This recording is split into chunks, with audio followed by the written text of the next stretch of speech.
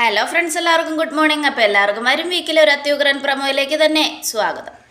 അങ്ങനെ നമ്മുടെ കനകയാണെങ്കിൽ ആകെ ടെൻഷൻ അടിച്ച് നിൽക്കുക. ഈശ്വര, ഇനിയിപ്പോൾ എന്ത് ചെയ്യും? എൻ്റെ മോള് ഇപ്പോഴേ ഇങ്ങനെ ദേഷ്യപ്പെടുക. ആദർശ ചെയ്തെന്നറിഞ്ഞിട്ടാണ് ഇത്രയും ദേഷ്യം. ഇനി അഭിയാണെന്നെങ്ങാനും അറിഞ്ഞാൽ ഉറപ്പായിട്ടും അവൾ അഭിയെ ഇട്ടേച്ച് പോരും. അവളുടെ ജീവിതവും താറുമാറാവും. വല്ലാത്തൊരു കഷ്ടമാണല്ലോ എൻ്റെ മോളുടെ കാര്യം. ദൈവമേ, എൻ്റെ 2 പെൺമക്കളുടെയും ജീവിതം തുലാസിലാണെന്നാണ് വിചാരിച്ചത്. പക്ഷെ അല്ല, എൻ്റെ നയനമോള് പുണ്യം ചെയ്തവളാണ്. അതുകൊണ്ട് നയനമോൾക്ക് നല്ലൊരു ഭർത്താവിനെ കിട്ടിയത്. പക്ഷേ അബിയുടെ കാര്യം അങ്ങനെയല്ല. അബി ഭയങ്കര ക്രിമിനലാ, കള്ളനവൻ, പേരും കള്ളൻ. എത്ര പെൺകുട്ടികളുടെ ജീവിതമാണ് അവൻ ചതിച്ചത്. അവൻ കാരണം പാവം ആദർശമോനെ ഞങ്ങൾ തെറ്റിദ്ധരിച്ചു. ഇനിയിപ്പോൾ എന്താ ചെയ്യുക എന്നൊക്കെ ആലോചിച്ചുകൊണ്ട് ഇങ്ങനെ നിൽക്കുക. ഈ സമയം നന്ദുവിനെയാണ് കാണിക്കുന്നത്. നന്ദു ആണെങ്കിൽ നവയുടെ അടുത്തേക്ക് ചെല്ലുക. ചേച്ചി, ഏതു നേരം ആദർശേട്ടനെ കുറ്റം പറയുന്നത് അങ്ങനെ നിർത്തണം. നീ എന്തിനാടി അങ്ങനെ പറയുന്നേ? നീ ആദർശേട്ടൻ്റെ കൂടെയാണെന്ന് എനിക്കറിയാം. പക്ഷേ ഞാൻ ഒരിക്കലും അയാളുടെ ഒപ്പം നിൽക്കില്ല. എൻ്റെ അനിയത്തിയുടെ ജീവിതം ഇല്ലാതാക്കാൻ ശ്രമിച്ചവനാ. എൻ്റെ അനിയത്തിയുടെ ജീവിതം ഇപ്പം തുലാസില. അതുകൊണ്ട് തന്നെ അതിന് കാരണക്കാരനായ അയാളെ ഞാൻ ഒരിക്കലും ബഹുമാനിക്കില്ല. അങ്ങനെ എനിക്ക് സഹിക്കില്ല. ഒരു ദിവസം അയാളെ ആയിരുന്നു കല്യാണം കഴിക്കാൻ വേണ്ടി എന്നെ ഉറപ്പിച്ചത്. പക്ഷേ അയാളെ കെട്ടാതെ അബിയുടെ കൂടെ ഞാൻ പോയത് എത്രയോ നന്നായെന്ന് എനിക്ക് ഇപ്പം തോന്നുക. അതുകൊണ്ട് തന്നെ എന്തൊക്കെ സംഭവിച്ചാലും എൻ്റെ അബിയെ കഴിഞ്ഞിട്ടേ ഉള്ളൂ എനിക്ക് വേറെ ആരും. അനന്തപുരിയിൽ അബി എത്രയൊക്കെ തെറ്റ് ചെയ്യുന്നുണ്ടെങ്കിലും അബിയെ പോലെ ഒരു നല്ല ഭർത്താവിനെ കിട്ടാൻ പുണ്യം ചെയ്യണം ചേച്ചി. പുണ്യം ചെയ്യണം മോളെ, പുണ്യം ചെയ്യണം. ഞാൻ പറയുന്നത് സത്യമാണ്. അവനെ ആദ്യമൊക്കെ ഇത്തിരി തരികിട കാണിച്ചിട്ടുണ്ട്. പക്ഷേ ഇപ്പം അങ്ങനെയല്ല. അവനെ ഇപ്പം നല്ല രീതിയിൽ തന്നെയാണ് ജീവിക്കുന്നത്. എപ്പോഴും ആ നയനയുടെ കാര്യം പറഞ്ഞ് അവൻ എന്നോട് സങ്കടപ്പെടും. കാരണം അവൻ്റെ ആ സങ്കടം കാണുമ്പോൾ എനിക്ക് നല്ല സങ്കടം വരും. എന്താണെന്ന് വെച്ചിട്ടുണ്ടെങ്കിൽ നയനയെ പോലെ ഒരു ഭാര്യയെ കിട്ടാൻ ആദർശേട്ടൻ പുണ്യം ചെയ്യണം. പക്ഷേ എന്താ കാര്യം? ആദർശേട്ടന് അതിനെപ്പറ്റി വല്ലതും ചിന്തിക്കാനുണ്ടോ? എല്ലാം കൊണ്ടും പാവം എൻ്റെ അനിയത്തി, അവളുടെ ജീവിതം കഷ്ടത്തിലായി എന്നൊക്കെ പറഞ്ഞുകൊണ്ട് ഭയങ്കര വിഷമത്തിൽ നവ്യ ഇങ്ങനെ വിഷമിച്ച് നിൽക്കുക. ചേച്ചി വിഷമിക്കാതെ ചേച്ചി, നയനേച്ചി നല്ല ചേച്ചിയാണ്. നയനേച്ചിയുടെ ജീവിതമൊന്നും കഷ്ടത്തിലാവില്ല. ഞാൻ അന്വേഷിച്ച് കണ്ടുപിടിക്കാം ആദർശേട്ടൻ്റെ ജീവിതത്തിൽ എന്താ സംഭവിച്ചതെന്ന്, ആ കുഞ്ഞിൻ്റെ അച്ഛൻ ആരാണെന്ന്. ആദർശേട്ടനെ ആരെങ്കിലും ഇനി ചതിച്ചതാണെങ്കിലോ? അങ്ങനെ ആവാൻ വഴിയില്ല. എനിക്കങ്ങനെ തോന്നുന്നുണ്ട് ചേച്ചി. കാരണം ആദർശേട്ടനെ ചതിച്ചുകൊണ്ടാണല്ലോ ആദർശേട്ടൻ ഇപ്പോഴും ആ കാര്യം എടുത്തു പറയാണ്ട് ഇങ്ങനെ നിൽക്കുന്നത്. ഇനി എന്തായാലും ആദർശേട്ടനെ കുറിച്ച് പറഞ്ഞിട്ട് കാര്യമൊന്നുമില്ല. അയാളെക്കുറിച്ച് എന്നോട് സംസാരിക്കാൻ വേണ്ട നന്ദു. നിനക്ക് വേറെ എന്തെങ്കിലും പറയാനുണ്ടെങ്കിൽ അത് പറഞ്ഞിട്ട് മിണ്ടാതെ പോകാൻ നോക്ക് എന്നും നവ്യ നന്ദുവിനോട് ദേഷ്യപ്പെടുക. ചേച്ചി, എപ്പോഴും നമ്മൾ ഒരാളെ കുറ്റപ്പെടുത്തരുത്. നാളെ ചേച്ചിക്ക് പശ്ചാത്താപിക്കേണ്ടി വരും ആദർശേട്ടനെ കുറ്റപ്പെടുത്തിയതിന്. ഒരിക്കലുമില്ല. അയാൾ ചെയ്ത തെറ്റിന് അയാളോട് എനിക്ക് പശ്ചാത്താപിക്കേണ്ട ഒരു കാര്യമില്ല. ഒരു കാര്യം ഞാൻ പറയാൻ നന്ദു, എൻ്റെ അബിയുടെ 7 അയലത്ത് നിൽക്കാൻ പോലുള്ള യോഗ്യത അയാൾക്കില്ല. എൻ്റെ അബി തെറ്റ് ചെയ്തിട്ടുണ്ട്. പക്ഷെ എന്ന് കരുതി ഇങ്ങനെയൊന്നും അവൻ ചെയ്തിട്ടില്ല. എൻ്റെ മുൻപിലേക്ക് ഇതുവരെ ഒരു കൊച്ച് ഓടി വന്നിട്ടില്ല അബിയുടെ കുഞ്ഞാണെന്നും പറഞ്ഞുകൊണ്ട്. അതുകൊണ്ട് തന്നെ എൻ്റെ അബിയുടെ കാര്യം എനിക്ക് നോക്കാൻ അറിയാം. ആർക്കും എൻ്റെ അബിയെ ഇഷ്ടമല്ലെങ്കിൽ എൻ്റെ അബിയെ എങ്ങനെ കുറ്റപ്പെടുത്തേണ്ട ആവശ്യമൊന്നുമില്ല എന്നൊക്കെ പറഞ്ഞുകൊണ്ട് നവ്യ ദേഷ്യപ്പെടുക. ഈ സമയമാണെങ്കിൽ നന്ദു അങ്ങോട്ട് പോവുകയാണ്. ഈശ്വര, ചേച്ചി എങ്ങനെ സത്യം അറിഞ്ഞാൽ എന്തായിരിക്കും അവസ്ഥ? ആകെ മൊത്തത്തിൽ ചേച്ചിയുടെ ജീവിതം തന്നെ താറുമാറാവും.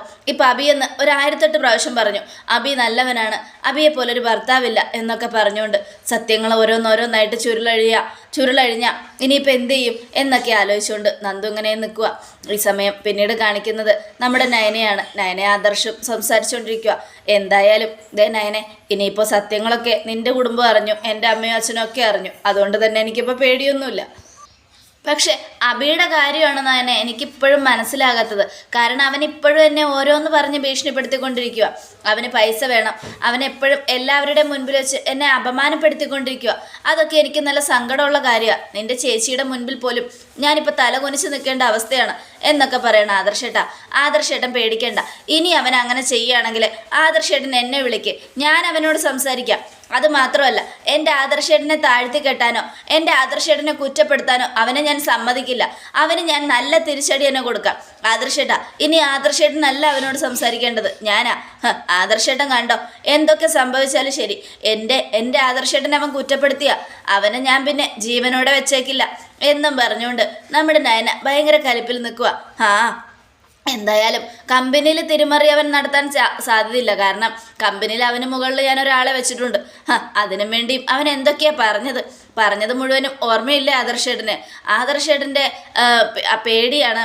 ആദർശേട്ടന് ആ കമ്പനി അവന് കൊടുത്തു കഴിഞ്ഞിട്ടുണ്ടെങ്കിൽ ആദർശേട്ടൻ്റെ വില പോയി അവന് വില കിട്ടുമെന്നൊക്കെ.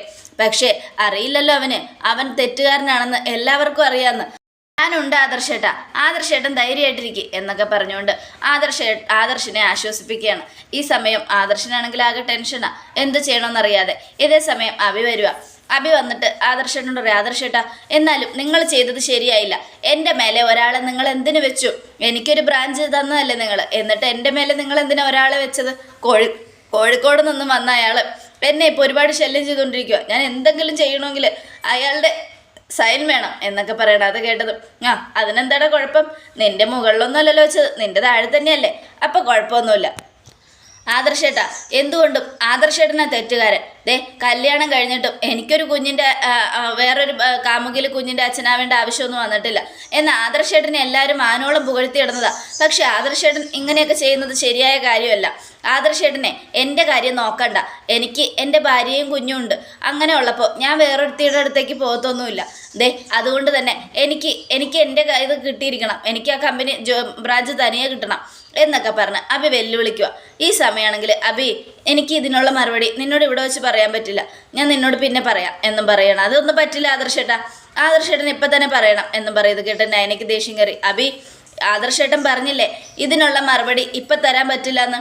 അതുകൊണ്ട് നീ ഒരു കാര്യം ചെയ്, നീ ആ ബീച്ചിൻ്റെ അടുത്തേക്ക് വാ, നിന്നോട് കുറച്ച് കാര്യങ്ങൾ സംസാരിക്കാനുണ്ട്. ഇവിടെ വെച്ച് സംസാരിച്ചാൽ അത് വേറെ പ്രശ്നത്തിൽ ചെന്നെത്തിക്കും. ചേച്ചി അറിഞ്ഞാൽ അത് വേറെ പല പ്രശ്നവും കൊണ്ടുവരും. അതുകൊണ്ട് വാ എന്നും പറഞ്ഞുകൊണ്ട് നയനയും ആദർശും അഭിയോട് പറയുക. ഇത് കേട്ടതും നമ്മുടെ അഭി, ശരി ഞാൻ വരാം, പക്ഷെ എനിക്കൊരു ബ്രാഞ്ച് കിട്ടിയിരിക്കണം. തരാന്നേ, നിനക്ക് ബ്രാഞ്ചല്ലടാ, ഒരു ബ്രാഞ്ചല്ലടാ, ഒരു 5-6 ബ്രാഞ്ച് ഒരുമിച്ച് തരാം, നീ വാ എന്നും പറഞ്ഞുകൊണ്ട് വിളിച്ചുകൊണ്ട് പോവുക. ഈ സമയം ബീച്ചിനടുത്തെത്തിയത് നയന ആദർശം നിൽക്കുക. അപ്പോൾ നയന പറയുക, നിനക്കൊരു ബ്രാഞ്ച് തരാൻ പറ്റില്ല, നീ എന്ത് ചെയ്യും? തന്ന ബ്രാഞ്ച് അയാളുടെ കീഴിൽ നോക്കാൻ പറ്റുമെങ്കിൽ മര്യാദയ്ക്ക് നോക്ക്, അതല്ല അത് നോക്കാൻ നിനക്ക് താല്പര്യമില്ല എന്നാണെങ്കിൽ പിന്നെ നീ എന്നോടൊന്നും പറയണ്ട എന്നും പറഞ്ഞുകൊണ്ട് നയന, ഏട്ടത്തി എന്തിനാ ഇതിൽ ഇടപെടുന്നേ? ഏട്ടത്തി, ഒരു കാര്യം ഞാൻ പറയാം, ഏട്ടത്തിയുടെ ജീവിതം തകർത്തവനാ ഇയാള് കല്യാണം കഴിക്കുന്നതിന് മുമ്പ് ഒരു പെണ്ണിനെ സ്നേഹിച്ച് ചതിച്ചവനാ.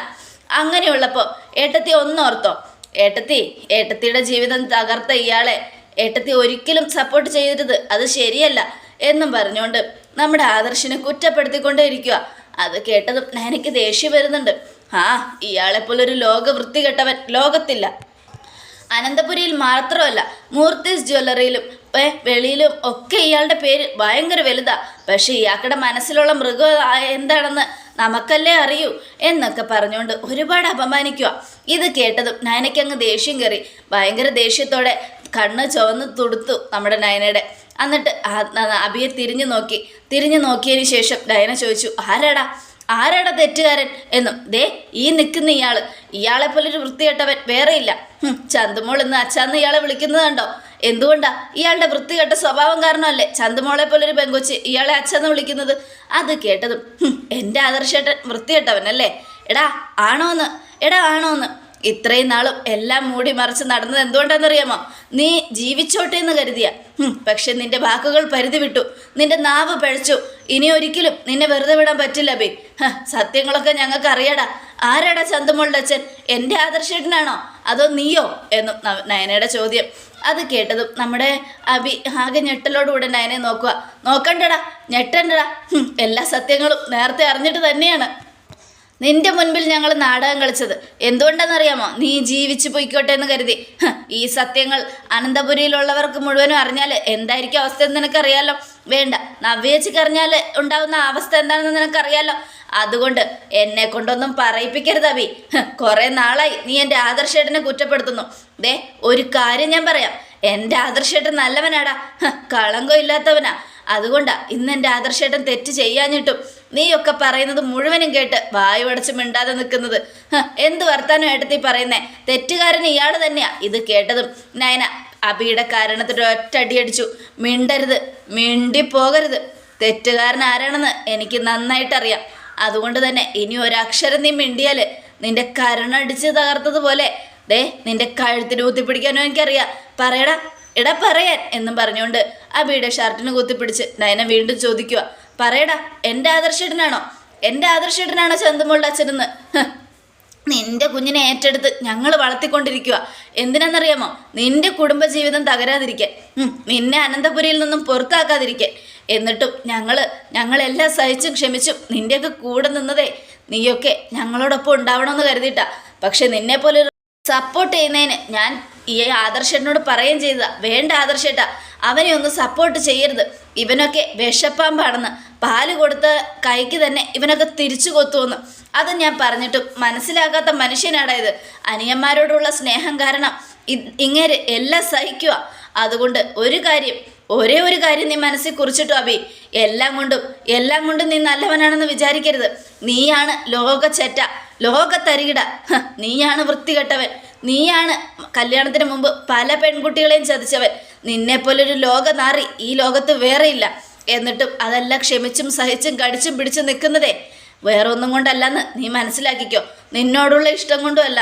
അതുകൊണ്ട് തന്നെ അനന്തപുരിയിൽ നിന്നും പടിക്ക് പുറത്ത് പോകണ്ടായെങ്കിൽ മര്യാദയ്ക്ക് അടങ്ങി ഒതുങ്ങി എൻ്റെ ആദർശേട്ടനെ ഭീഷണിപ്പെടുത്താതെ ജീവിച്ചോ നീ, ഇല്ലെങ്കിൽ നിന്റെ ജീവിതം തുലാസിലാവും, മനസ്സിലാക്കിക്കോ. എൻ്റെ ആദർശേട്ടനെ തള്ളിപ്പറഞ്ഞ് എൻ്റെ അച്ഛനും അമ്മയും ഇന്ന് നിന്നെ ചേർത്ത് പിടിക്കുക. അതെന്തുകൊണ്ടാ? നീയാണ് നല്ലവൻ, എൻ്റെ ആദർശേട്ടൻ തെറ്റുകാരനാണെന്ന് വിചാരിച്ചിട്ടാ. എന്ന് നീ ഒന്ന് ചിന്തിച്ചു നോക്കിയേ, അവരറിഞ്ഞാലുള്ള അവസ്ഥ എന്തായിരിക്കും? എൻ്റെ ആദർശേട്ടനല്ല, നീയാണ് തെറ്റ് ചെയ്തതെന്ന് അവരറിഞ്ഞാൽ എന്തായിരിക്കും ഇവിടെ അവസ്ഥ? എടാ പറയാൻ, അന്ന് അനഘയുടെ വീട്ടിൽ എങ്ങനെയാടാ ആദർശേട്ടൻ്റെ ഫോട്ടോ വന്നത്? അത് നീയല്ലേടാ വെച്ചത്? നിനക്കല്ലാതെ ഇതുപോലൊരു ക്രിമിനൽ തരം ചെയ്യാൻ വേറെ ആർക്കും കഴിയില്ല. നീ ഒറ്റൊരുത്തന്നെ ഇതിനൊക്കെ കാരണം. എനിക്കെല്ലാം അറിയാടാ, എന്നിട്ട് ഒന്നും മിണ്ടാതെ ഞാൻ നിൽക്കുന്നത് എന്തുകൊണ്ടാണെന്നറിയാമോ? എൻ്റെ ആദർശേട്ടൻ്റെ സ്വഭാവം എനിക്കറിയാം. എൻ്റെ ആദർശേട്ടൻ്റെ അനിയന്മാരെന്ന് വെച്ച ജീവനാ. നിന്നെ ആ വീട്ടിൽ നിന്ന് ഇറക്കി വിട്ട എൻ്റെ ആദർശേട്ടന് സഹിക്കില്ല. പക്ഷേ എനിക്കങ്ങനെയല്ല, എല്ലാം ഞാൻ തുറന്നു പറഞ്ഞിട്ട് നിന്നെ അവിടെ നിന്ന് അടിച്ചിറക്കാൻ ഞാൻ ഒരേ ഒരു വാക്ക് മുത്തശ്ശനോട് പറഞ്ഞാലുണ്ടല്ലോ, നീയും നിൻ്റെ അമ്മയും അനന്തപുരിയുടെ പടിക്ക് പുറത്താ, അതുകൊണ്ട് സൂക്ഷിച്ചോ എന്നും പറഞ്ഞുകൊണ്ട് നയന ആ അബിയെ തള്ളിവിടുക. ഈ സമയം അബി ഓടി രക്ഷയുടെ നോക്കടാ, നിൽക്കട അവിടെ എന്നും പറഞ്ഞ് നയന വിളിക്കുക. അപ്പം അബി അവിടെ നിന്നു. ദേ പറഞ്ഞത് മനസ്സിലായല്ലോ, തന്ന ബ്രാഞ്ച് മര്യാദയ്ക്ക് അടങ്ങി ഒതുങ്ങി നോക്കിക്കോ, ഇല്ലെങ്കിൽ എൻ്റെ സ്വഭാവം മാറും. എൻ്റെ അനിയത്തി സബ് ഇൻസ്പെക്ടറാ, അവളെങ്ങാനും സത്യം അറിഞ്ഞു കഴിഞ്ഞാൽ പിന്നെ തീർന്നു നിൻ്റെ കഥ. അവളുടെ അടി അറിയാലോ, 5-6 ഗുണ്ടകൾ ഒരുമിച്ച് വന്നാലും ഒറ്റയ്ക്ക് നിന്ന് അടിച്ച് തകർക്കുന്നവളവള്. അതുകൊണ്ട് തന്നെ അവളുടെ അടുത്ത് നീ എഴുതാകാൻ പോകണ്ട. ഇപ്പം അവൾക്ക് നിയമം കൂടെ കയ്യിലുണ്ട്. നിയമം കയ്യിലെടുത്തായിരിക്കും പിന്നെ അവൾ നിന്നെ പെരുമാറുന്നത്. നീ എത്ര ഇരുട്ടടി കൊടുക്കാൻ ശ്രമിച്ചാലും അതിൽ നിന്നൊക്കെ രക്ഷപ്പെട്ട് അവൾ നിന്നെ തകർത്തിരിക്കും. എൻ്റെ അനിയത്തിയും സത്യം അറിയണ്ടെങ്കിൽ മര്യാദയ്ക്ക് അടങ്ങി ഒതുങ്ങി ജീവിച്ചോ. ഇനി ആദർശേട്ടനെ ഭീഷണിപ്പെടുത്തുന്നതും മറ്റുള്ളവരുടെ മുൻപിൽ ആദർശേട്ടനെ കളിയാക്കുന്നതും എൻ്റെ അച്ഛൻ്റെ അമ്മയുടെ മുൻപിൽ ആദർശേട്ടനെ കൊച്ചാക്കുന്നതും ഇതോടുകൂടെ നിർത്തിക്കൊള്ളണം, മനസ്സിലായോടാ എന്നും പറയാ നയന. അത് കേട്ടതും നമ്മുടെ അബി പേടിച്ച് വിറച്ചിങ്ങനെ നിൽക്കുക. ശരി ഏട്ടത്തി, ശരി, ഞാനിനി അങ്ങനെയൊന്നും ചെയ്യില്ല എന്നൊക്കെ പറഞ്ഞുകൊണ്ട് നമ്മുടെ അബി ആകെ വിഷമിക്കുക. ഈ സമയം മര്യാദയ്ക്ക് അടങ്ങി ഒതുങ്ങി നീ ജീവിച്ചിരുന്നെങ്കിൽ ഇന്നും നിന്നോട് ഈ സത്യം തുറന്നു പറയാതെ ഞങ്ങളെല്ലാം മനസ്സിൽ അടക്കി വെച്ച് നടന്നാനായിരുന്നു. ആ ചന്തുമുള്ള അച്ഛനും അമ്മയുമായിട്ട് ഞങ്ങൾ ജീവിച്ചു തന്നെയായിരുന്നു. പക്ഷേ നീ പരിധി വിട്ടു. അതുകൊണ്ട് അബി നിന്നോടെല്ലാം ഇപ്പം തുറന്നു പറയേണ്ടി വന്നത്. ഇനി ഇതേപോലെ എൻ്റെ ചേച്ചിയോടും എനിക്കൊരു ദിവസം പറയേണ്ടി വരും. കാരണം ചേച്ചിയും ഒരുപാട് പരിധി വിടുന്നുണ്ട് എൻ്റെ ആദർശേട്ടനെ കുറ്റപ്പെടുത്തിക്കൊണ്ട്. എൻ്റെ ആദർശേട്ടനെ കുറ്റപ്പെടുത്താനുള്ള ഒരു യോഗ്യതയും എൻ്റെ ചേച്ചിക്കില്ല. എന്തുകൊണ്ടാണെന്നറിയാമോ? എൻ്റെ ആദർശേട്ടൻ പത്തരമാറ്റ് തങ്കം. പക്ഷേ നിങ്ങൾ അങ്ങനെയല്ല. സ്വർണം പൂശിയ വെറും ചെമ്പതങ്ങൾ, ചെമ്പ് മനസ്സ് നിറയെ ചെമ്പും കഷ്ണമാണ്. അതുകൊണ്ടാണ് കളറ് മാറിക്കൊണ്ടേയിരിക്കുന്നത് എന്നും പറഞ്ഞുകൊണ്ട് അബി എപ്പോടാ എന്നും പറഞ്ഞ് ആട്ടിപ്പായിക്കുക. ഈ സമയം അബി പോകും വഴിയെല്ലാം അബി ആലോചിക്കുന്നുണ്ട്, വെറുതെ വിടില്ല ഞാൻ, ഇവളെയും ഇവനെയും ഞാൻ വെറുതെ വിടില്ല, ഇനിയും നാണം കെടുത്തും എന്നൊക്കെ പറഞ്ഞുകൊണ്ട് ഈ സമയം പിന്നീട് നമ്മുടെ ആദർശ് വേണ്ടായിരുന്നു നയനെ, അവനെ എന്തിനും എല്ലാം പറഞ്ഞത്? ഇനി ചന്തുമോൾക്ക് എന്തെങ്കിലും ആപത്ത് സംഭവിക്കോ? ഒന്നും പറ്റില്ല ആദർശേട്ടാ, ചന്തുമോളെ നമ്മൾ സംരക്ഷിക്കും, അവൾക്കൊരു പോറൽ പോലും ഏൽക്കാതെ നമ്മൾ നോക്കും എന്നും പറഞ്ഞ് നയന നമ്മുടെ ആദർശിന് ധൈര്യം കൊടുക്കുക. ഈ സമയം ഓഫീസിലും നയന എത്തി. മര്യാദയ്ക്ക് ഞങ്ങൾ പറയുന്നത് പോലെ അടങ്ങി ഒതുങ്ങി ജീവിച്ച നിനക്ക് നല്ലത്. അനന്തപുരിയിലും എൻ്റെ വീട്ടിലുമൊക്കെ ആദർശേട്ടനെ കൊച്ചാക്കാനാണ് നിൻ്റെ ഉദ്ദേശമെങ്കിൽ ഈ നയനയുടെ മറ്റൊരു മുഖം നീ കാണും. ഇനി ഈ നയന വായു അടച്ചിരിക്കില്ല. നിന്നെപ്പോലുള്ള ദുഷ്ടന്മാരെയൊക്കെ തകർക്കാൻ തന്നെയാണ് നയനയുടെ വിചാരം, മനസ്സിലായല്ലോ? അതുകൊണ്ട് കൂടുതൽ ശ്രദ്ധയോടെ, നല്ല സത്യസന്ധതയോടെ, ആത്മാർത്ഥതയോടെ തന്ന ബ്രാഞ്ച് നല്ല രീതിയിൽ തന്നെ നോക്കി മുന്നോട്ട് കൊണ്ടുപോയിക്കോ, മനസ്സിലായല്ലോ? എന്നും പറഞ്ഞുകൊണ്ട് നമ്മുടെ ആ നയന അങ്ങ് പോവുകയാണ്. ആദർശന് അബിക്കാണെങ്കിൽ എന്ത് ചെയ്യണമെന്നറിയാതെ അബി ഇങ്ങനെ തലയ്ക്ക് കയ്യും കൊടുത്ത് നിൽക്കുക. അപ്പം ഇതിനേക്കാൾ തകർപ്പൻ വിശേഷങ്ങളോട് നടക്കുമ്പോൾ എല്ലാവരും മിസ് ചെയ്യാതെ തന്നെ കാത്തിരുന്ന് കാണാം. എല്ലാവർക്കും ഒരിക്കൽ കൂടെ നല്ലൊരു അടിപൊളി ശുഭദിനം തന്നെ ആയിക്കോട്ടെ. താങ്ക്